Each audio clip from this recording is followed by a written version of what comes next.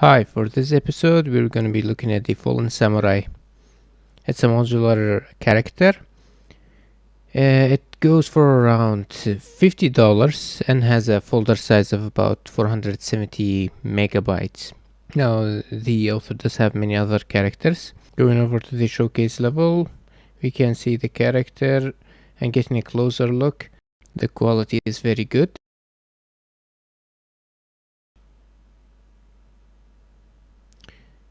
And these are the individual modular meshes. And there is a human counterpart beside the Oni, or the one with the horn. The katana and the scabbard are also included as separate objects. And looking at the modeling with the lightning only view mode, there are some parts that are modeled and the detail are from the mesh. And the collision is like that, along with the wireframe. So looking at the folder structure, we got the demo, which has the animations and the blueprints of the animations, the maps, the materials, the meshes, which contain the separated and some static and skeletal meshes, and the textures.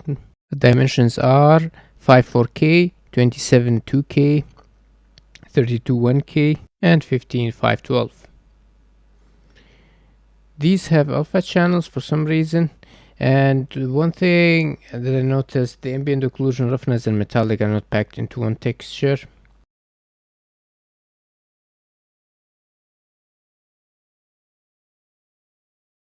Looking at the meshes, there is a combined mesh for the Oni version with the meshes. It has LODs, and at LOD 0 it has around 64,000 vertices, one UV channel, and about 11 material slots, which is too much in my opinion. Why are these separated? I don't know.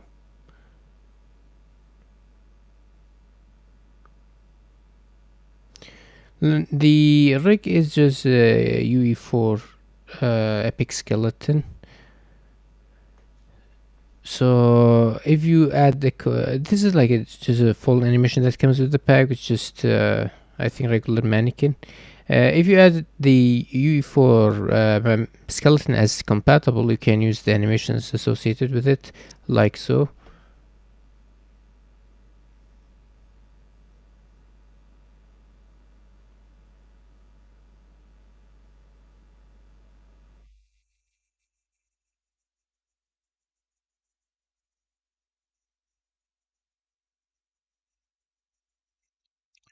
This is the physics asset. Let's simulate. It falls well. Let's see if it jitters around. Kind of, yes, it jitters around. Let's try again. Still, yeah, still jitters.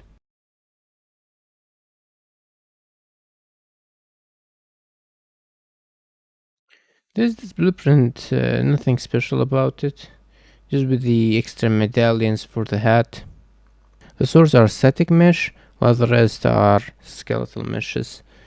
Looking at the UV, we can see it's packed well.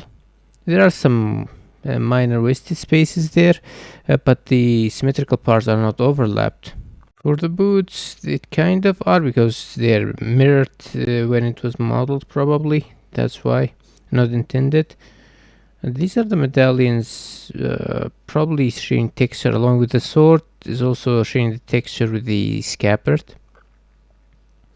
But yeah, there are no overlapped UVs in this case, or I'm not seeing any.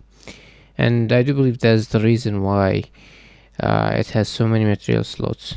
One thing I forgot to look over was the hat. There is a counterpart version for the human with no horns or no holes for the horns. That's meant for the human counterparts. Anyways, looking at the materials, these are the master materials. There are not much or any customization, and as can be seen, the ambient occlusion, roughness, metallic are not packed into one texture. The eye is probably the only one with the customization.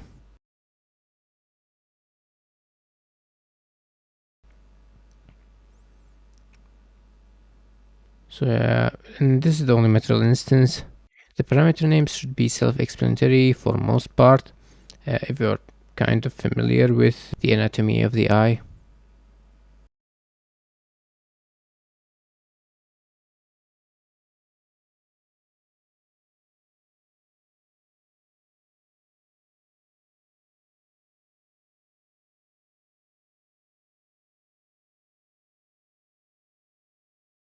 So playing in the level in the editor, these are just the basic animations.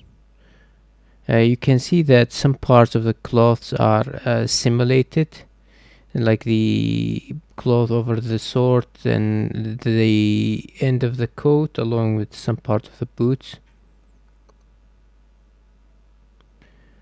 So looking at those,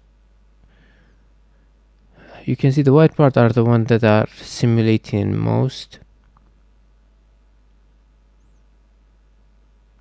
Same for the weapon and the coat as well. Along with the hair, I forgot the ponytail. Overall, it's a good character that's rigged to epic skeleton. The modeling is good, as I showed some details were modeled. Texturing is also good. It is modular, which is nice in that aspect. And it's also very nice to have the human and Oni counterparts. And some of the parts of the clothes were simulated, or the ones that were painted to be simulated. UV packing is overall good with minor wasted spaces.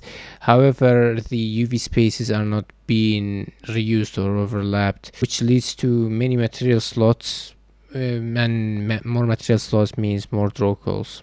The hair texture and the ambient occlusion, roughness, metallic are not being packed into one texture. That's also a downside. There were no material customization beside the eye. I wish there were.